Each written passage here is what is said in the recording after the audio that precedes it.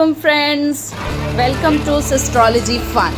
आज मैं आपके साथ बहुत मज़े वाली वीडियो शेयर करने वाली हूँ। आप देख सकते हैं इस वीडियो में यहाँ पर एक बड़ा सा स्विमिंग पूल है। ये एक फार्म हाउस है जहाँ पर हमने अपने बच्चों की बर्थडे सेलिब्रेट की। This is the perfect place. ये बहुत अच्छी जगह है। यहाँ पर आप कोई भी इवेंट ऑर्गेनाइज कर सकते हैं, अपनी बर्थडे सेलिब्रेट्स करें, अपनी कुछ भी मीन्स के जो आप अपना फ़न करना चाह रहे हैं वो आप कर सकते हैं। यहाँ पर एक स्विमिंग पूल है जो कि बड़ों के लिए है और एक साथ में एक छोटा सा स्विमिंग पूल है जिसमें बच्चे अपना एंजॉय कर सकते हैं, स्विम कर सकते हैं। अगर आप दूसरी साइड पे देखें तो वहाँ पर स्विंग्स भी हैं जहाँ पर बच्चे अपना फ़न करेंगे, स्विंग्स लेंगे, खेलेंगे।